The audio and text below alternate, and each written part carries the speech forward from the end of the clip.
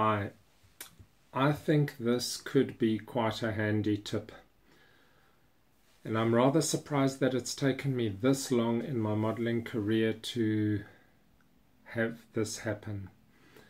So for most of my spraying, I'm using whatever enamel thinners I'm finding at the hardware store, and it happens to have been just, I mean, some industrial strength, whatever.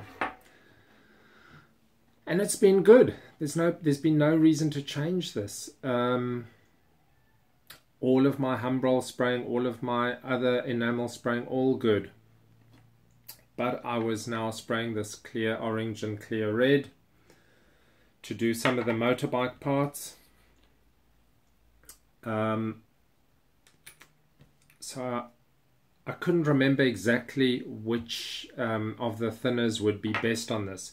So I did a little bit of a test, and I can't remember what my thinking was right at that time. But anyway, I went with that one with the red first.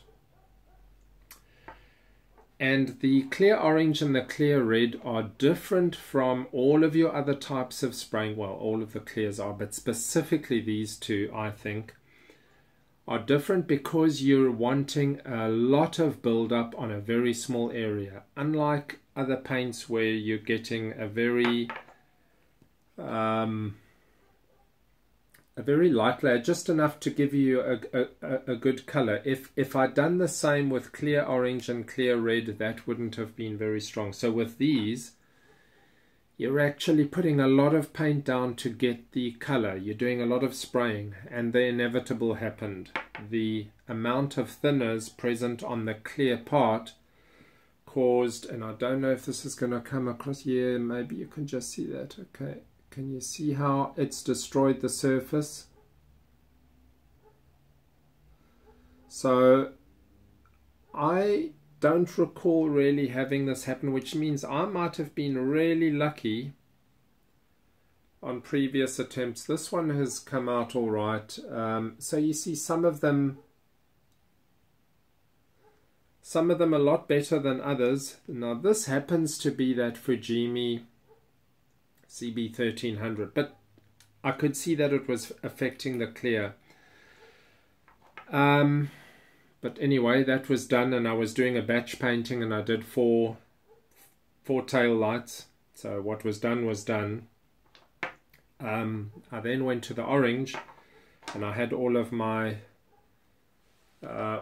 parts set up. I had, I think, 5 bikes set up, ready for spraying. So I decided to change. I wasn't going to use that thinners, but I wasn't aware yet of what I'm about to tell you. So I can't remember exactly which one it was. It was this one. I'm pretty sure it was that one that I then used with the orange. And I built up slowly. I was trying to be careful not to affect the plastic, and no hassle. All my parts came out beautifully.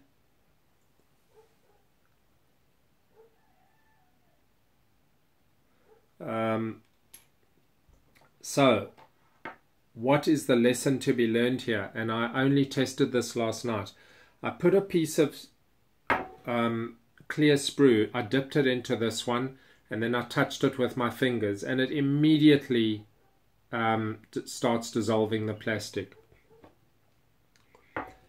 It basically made a mess of it. I then took a new piece of clear sprue and put it into this one, put it into this one, gave it a bit of time. When I say put it in, I mean I'm holding it, I'm not dropping it in. And I touched it, and nothing, no hassles. So for all of the YouTube videos that you might have seen that promote these products, I have to say now that I'm absolutely extra impressed with Tamiya thinners, both types, the one for enamel and the one for lacquer. I didn't realize that they don't attack plastic. Now, I don't know if that's true if you leave a piece of plastic in there for really long, but that's irrelevant because you're not going to be doing that. So I wish I'd known that before I'd done my reds. So what is the lesson to be learned here? When you're going to spray the clear colors, use whichever one is relevant for the, it's not only in these bottles. Don't use this with the Tamiya Clear colors. Hope that saves you a lot of hassle.